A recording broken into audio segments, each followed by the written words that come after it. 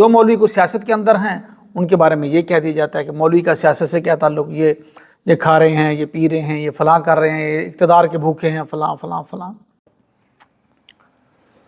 باقی آج کے ہمارے سبق کی جو حدیث ہے نا، کانت بنو اسرائیل تسوسہم الانبیاء کلما ہلک نبی خلفہ نبی، کہ بنو اسرائیل ان کی سیاست انبیاء کیا کرتے تھے، اور جب کوئی نبی دنیا سے چلا جاتا تو اس کے بعد آ کر اگلا نبی جو ہے، بعد والا نبی وہ سیاست کا، خلافت کا منصب سنبھال لیتا تھا۔ اب یہ حدیث بخاری شریف کے اندر ہے۔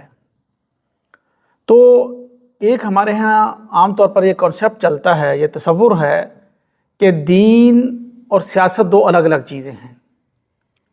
یعنی اتنا بھیانک ہم نے، اتنا خوفناک سیاست کا تصور دے دیا ہے لوگوں کے ذہنوں میں کہ گویا کہ سیاست کا دین کے ساتھ تعلق ہی نہیں ہے، گویا کہ سیاست کو اور ہی کسی چڑیا کا نام ہے اور دین ایک مقدس الگ چیز کا نام ہے۔ اسی تصور کو لے کر، اسی کنسیپٹ کو لے کر بہت سے لوگ بڑی بڑی باتیں کرتے ہیں کہ مسجد کے اندر سیاسی بات نہ کی جائے، مولوی کا سیاست سے کیا تعلق ہے، ان کو سیاست کا کیا پتہ جو درس نظامی پڑھتے ہیں، ان کو اور پڑھانا چاہیے۔ اس طرح کی بہت سی باتیں، بہت سے سوالات اچھالے جاتے ہیں اور پھر خود ہی ان کے جوابات گھڑے جاتے ہیں، اور یہ سب جہالت اور میں تو یہی سمجھتا ہوں لا علمی پر مبنی ہے۔ ایسا ممکن نہیں ہے کہ کسی جو جن مدارس کے اندر پڑھایا جاتا ہے، مولویوں کو پڑھایا جاتا ہے، اس میں سیاست نہیں ہے، ایسا ہے ہی نہیں۔ درس نظامی کا جو نصاب ہے، ہم لوگوں نے تو اداروں میں جا کر دیکھا ہی نہیں ہے، ہمیں کیا پتہ۔ ہم سنی سنائی باتوں پر جیسے ہمیں کو موٹیویٹ کر رہا ہے ہم اس پر چل رہے ہیں۔ کبھی ہم وقت نکالیں تھوڑا سا، کہیں پر حدیث کا سبق ہو رہا ہے، تفسیر کا سبق ہو رہا ہے، جا کر بیٹھیں، دیکھیں کہ کیا پڑھایا جا رہا ہے، کیا بتایا جا رہا ہے۔ اتنا علم سکھایا جاتا ہے کہ اندازہ نہیں کر سکتے۔ ایسی ایسی کتابیں درس نظامی کے اندر پڑھائی جاتی ہیں جن کے اندر سارا عدالتی نظام موجود ہے۔ وہ جو سارا کچھ جج کو پڑھایا جاتا ہے، وہ ہر طالب علم، ہر عالم بننے والے کو، عالم کو، اسٹوڈنٹ کو، ہر ایک کو پڑھایا جاتا ہے وہ سارا کا سارا کچھ۔ اب اس میں پھر اخذ کرنے کی، لینے کی اپنی اپنی صلاحیت ہوتی ہے۔ کوئی ذہین ہوتے ہیں، لے لیتے ہیں بات کو، اچھا یاد ہو جاتا ہے۔ کوئی بہت زیادہ ذہین، وہ تو ہر جگہ پر ہے، کالج یونیورسٹیز میں بھی کوئی نارمل بچے ہوتے ہیں، کوئی ذہین ہوتے ہیں، کوئی تو صلاحیت جس کے اندر ہوتی ہے وہ جج بن جاتا ہے، جس کے اندر صلاحیت نہیں ہوتی وہ وکیل، جو کم صلاحیت ہوتی ہے وہ کچھ اور بن جاتا ہے۔ لیکن پڑھایا ضرور جاتا ہے، یہ کبھی کبھی ہم جا کر دیکھیں۔ اب بات آ گئی حدیث کی، تسوسہم الانبیاء، انبیاء ان کی سیاست کیا کرتے تھے۔ اب داؤد علیہ السلام ہیں، حکومت بھی ان کے پاس ہے اور جو ہے نبوت بھی ان کے پاس ہے۔ سلیمان علیہ السلام ہے، حکومت بھی ان کے پاس ہے، نبوت بھی ان کے پاس ہے۔ موسیٰ علیہ السلام ہے، حکومت بھی ہے اور سماجی قائد بھی ہیں اور اپنی قوم کے لیڈر بھی ہیں بنی اسرائیل کے۔ تو یہ کوئی دین سیاست سے الگ نہیں ہے۔ اب دیکھیں، اگر کوئی بندہ یہ کہتا ہے کہ یہ تو بنی اسرائیل کے انبیاء کی مثال دی گئی، ایسا نہیں ہے۔ ہمارے نبی پاک صلی اللہ علیہ وسلم کا بھی یہی طریقہ کار تھا۔ جب تک نبی پاک صلی اللہ علیہ وسلم حیات رہے، اور تو کوئی خلیفہ نہیں تھا، نہ کوئی امیر تھا۔ ساری سیاست، ساری حکومت، سماجی نظام، فیصلے، بحر کے لوگوں کے ساتھ تعلقات، داخلہ پالیسی، خارجہ پالیسی، سارے نبی پاک صلی اللہ علیہ وسلم خود ڈیل کیا کرتے تھے۔ آنے والے وفود کے ساتھ معاہدے اور سارے کے سارے آپ صلی اللہ علیہ وسلم خود ڈیل کیا کرتے تھے۔ اپنی کمیٹی بنائی ہوئی تھی، اپنی شورا بنائی ہوئی تھی، اس کے اندر ساری چیزیں ڈسکس ہوتی تھی۔ اور مسجد نبی کے اندر یہی ایک ہی مسجد نبی ہوتی تھی، وہ مدرسہ بھی تھا، وہ مسجد بھی تھی، وہ پارلیمنٹ بھی تھی، وہ مطلب ہے کہ ہائی کورٹ، سپریم کورٹ بھی تھی، وہیں فیصلے ہوتے، وہیں سب کچھ ہوتا تھا۔ ہم نے اتنی بڑی دراڑ ڈال دی ہے سیاست اور دین کو الگ الگ کر کے، سیاستدانوں کو جو ہے نا بالکل ہی ان کو کہہ دیا کہ آپ سیکولر بنیں، فیمنزم، سیکولرزم، اور جو آپ جو مرضی کریں، جو مرضی قوانین نافذ کریں۔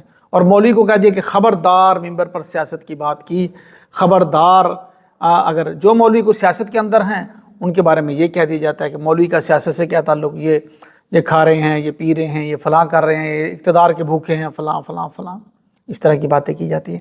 یہ سارا کا سارا کچھ جہالت پر مبنی ہے۔ اب حدیث سنیں، نبی پاک صلی اللہ علیہ وسلم نے ارشاد کانت بنو اسرائیل تسوسہم الانبیاء، بنو اسرائیل ان کی سیاست انبیاء کیا کرتے تھے۔ بخاری کے اندر یہ حدیث جو آئی ہے اس امت کے لیے آئی ہے، کہ علماء بھی سیاست کر سکتے ہیں۔ کلما ہلک نبی خلفہ نبی، کیونکہ علماء انبیاء کے وارث ہیں۔ دوسری حدیث ہے العلماء ورثۃ الانبیاء، کلما ہلک نبی خلفہ نبی، اگر کوئی نبی دنیا سے چلا جاتا تو اس کے بعد دوسرا نبی آ جاتا اور سیاست کی جو ہے وہ کمان سنبھال لیتا۔ پھر آپ صلی اللہ علیہ وسلم نے ارشاد فرمایا کہ انہ لا نبی بعدی، میرے بعد کوئی نبی نہیں ہوگا، فستکون خلفاء، میرے بعد خلفاء ہوں گے۔ اور فرمایا کہ فتکسر، اور میرے بعد جو حکمران خلفاء ہوں گے، پھر اس کے بعد حکمران آئیں گے، وہ بہت زیادہ تعداد میں آئیں گے، بہت زیادہ تعداد میں آئیں گے خلفاء جو ہوں گے۔ تو پھر صحابہ کرام نے پوچھا کہ یا رسول اللہ ہم اس زمانے میں کیا کریں؟ آپ نے فرمایا اوفوا بیعۃ الاول فالاول، پہلے کی اتباع کرو، وہ چلا جائے تو بعد والے کی اتباع کرو۔ آپ صلی اللہ علیہ وسلم نے امیر کی اطاعت کا حکم دیا، من اطاع الامیر فقد اطاعنی، جس نے امیر کی اطاعت کی اس نے میری اطاعت کی۔ اب ہمارے ہاں چلو یہ چل ہی پڑی ہے رسم کہ دین کے معاملات علماء کو دے دی ہیں، سیاست جو ہیں وہ الگ سے اس کے لیے لوگ رہنما ہمارے کھڑے کر دیے، چلو ٹھیک ہے۔ لیکن اب علماء کا کام ہے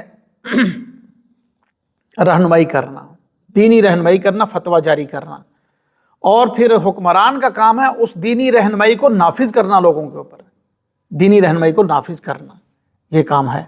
ایسا نہیں ہے کہ وہ دین بھی خود ہی بنا لیں، قوانین بھی خود ہی بنا لیں، خود ہی اس کو گھڑ لیں، خود ہی چلا لیں، ایسا نہیں ہو سکتا۔ یہ بالکل سیاست کے سراسر خلاف ہے، یہ سیاست نہیں ہے، وہ تو پھر دھوکہ ہے، وہ سیاست نہیں ہے۔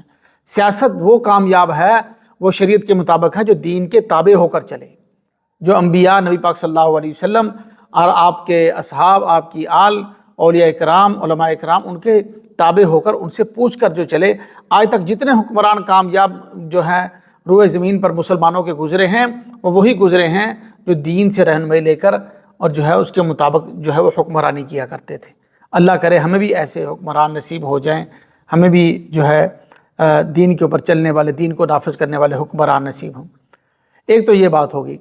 دوسری بات یہ ہے کہ سیاست کا مقصد صرف ووٹ لینا اور گلی کی جو ہے وہ ٹف ٹائل لگوا دینا اور نالی بنوا دینا، کوئی تھوڑا سا یہ سیاست کا مقصد یہ نہیں ہوتا ہے۔ عدالتی فیصلے کرنے، سماجی نظام چلانا، حکومتی امور چلانا، عدل و انصاف کو نافذ کرنا۔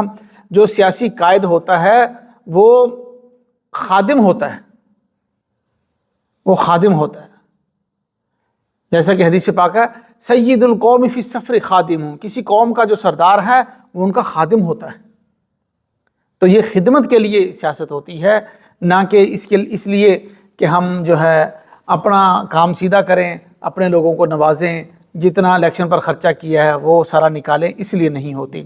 باقی یہ جو نعرہ ہے نا کہ مولوی کا سیاست سے کوئی تعلق نہیں ہے، یہ نعرہ اس وقت سے لگنا شروع ہوا ہے جب مرزائیوں کو کافر قرار دیا گیا۔ انہوں نے کہا جی ان کو مولویوں کو عدالت سے نکالو، یہ پھر ہی ہمارا کوئی دال گلے گی۔ اب یہی وجہ ہے کہ جو ہے انٹرنیشنل اسٹیبلشمنٹ کی جو لابیز ہیں وہ ساری کی ساری جو ہے نا کوشش یہ کرتی ہے کہ کوئی دینی جماعت جو ہے نا وہ الیکشن میں کامیاب نہ ہو جائے۔ اکا دکا وہ سیٹیں لے کے آتے ہیں بیچارے، اور اس کا وہ حق ادا کرتے ہیں۔ 2 4 5 10 سیٹیں ہوتی ہیں کسی کی، جتنی ہماری مذہبی سیاسی جماعتیں ہیں، اور وہ بیچارے اس کا حق ادا کرنے کی کوشش، کہیں ان کی دال گل جاتی ہے، کہیں نہیں گلتی ان کی دال، وہ بیچارے ڈھیلے ہو جاتے ہیں، چپ ہو جاتے ہیں، تو ہماری عوام شور مچا دیتی ہے، یہ دیکھو یہ مولوی چپ کر کے بیٹھے ہیں فلاں۔ ان کی 100 مجبوریاں ہیں، 2 سیٹیں ہیں ان کے پاس، سختی کا مظاہرہ نہیں کر سکتے وہ۔ اب یہاں پر ایک بات اور بڑی اہم آ جاتی ہے، کسی دوست نے یہ سوال بھی کیا مجھ سے چند دن پہلے کہ موجودہ زمانے میں ہمیں کس نہج پر سیاست کرنی چاہیے؟ تو بھائی یہ کوئی مشکل بات نہیں ہے، یہ ہمارے نبی پاک صلی اللہ علیہ وسلم سے جو ہے نا وہ صاف واضح جو ہے ہمیں آپ کی سیرت سے درس ملتا ہے۔ دیکھیں جب مکہ میں تھے تو آپ نے چھپ کر نرم لہجہ اختیار کر کے اور ایسے طریقے سے چلے۔ یہ حکم ہے قرآن پاک کے اندر کہ وہ کچھ کہیں تو آپ نے جواب بھی نہیں دینا، کیونکہ طاقت ہی نہیں ہے، کمزور ہیں ہمارے پاس، وہ نہ کوئی بڑا عہدہ ہے نہ کوئی ایسا معاملہ ہے۔ جب حالات ایسے ہوں تو پھر دھیمے لہجے کے ساتھ، دبے لہجے کے ساتھ ہم نے چلنا ہے، اور جب حالات بہتر ہو جائیں، مدینہ منورہ میں آپ تشریف لے آئے، کمر مضبوط ہوگی، تو آپ نے 28 جنگیں لڑی 10 سالوں کے اندر، 28 غزوات میں شرکت کی، جن میں خود براہ راست شریک ہوئے، اور جو سریے بھیجے وہ تو 150 سے بھی اوپر ہیں، جہاں صحابہ کرام کو بھیجا گویا کہ 10 ہر ایوریج جو بنتی ہے نا، ایک سال میں 3 جنگیں بنتی ہیں مدنی زندگی میں، ایک سال میں 3 جنگیں ایک جو ہے وہ لیڈر لڑ رہا ہے، تو جب طاقت ہے تو پھر اس نے سب کچھ کیا نا۔ تو ہمیں حالات کو دیکھ کر چلنا چاہیے، ایسا نہیں کہ سیاسی مذہبی جماعت بنا لیں اور پھر جتھا کھڑا کر کے پھر قانون کے خلاف، پھر اداروں کے خلاف لے کر چل پڑیں اور پھر اس کے بعد اپنا ہی خاتمہ ہو جائے، خود ہی چلے جائیں، یہ بالکل مناسب نہیں ہے۔ اب ایک دوست کہنے لگا جی اس کی کوئی مثال دے دے، میں نے کہا دیکھیے اس کی مثال، دونوں ہی ہمارے بڑے ہیں اور اللہ ان کو جزائے خیر دے۔ ایک تو ہمارے ہاں ایک سیاسی مذہبی جماعت ہے جمعیت علماء اسلام، جس کے لیڈر مولانا فضل الرحمان صاحب، کسی کو ان سے اختلاف ہوگا، ہمیں تو کوئی اختلاف نہیں ہے ان سے، ہم تو ان کی ہر بات سے اتفاق کرتے ہیں۔ ایک اسی طرح مذہبی سیاسی جماعت ہماری جو ہے نا وہ TLP ہے، تحریک لبیک پاکستان۔ ان دونوں کا مطلب ہے کہ چلنے کا سٹائل کی میں بات کر رہا ہوں کہ کس طریقے سے ہمیں چلنا چاہیے۔ جب ہم مضبوط ہو جائیں تو پھر تو ہم سخت فیصلے بھی کر سکتے ہیں، زور سے بات بھی منوا سکتے ہیں، نہیں تو پھر ہمیں انداز وہ اختیار کرنا پڑے گا جو مولانا فضل الرحمان صاحب نے بڑے زیرک سیاستدان ہیں اور بڑی حکمت و بصیرت والا انداز اپنایا، انہوں نے سخت لہجہ نہیں اپنایا۔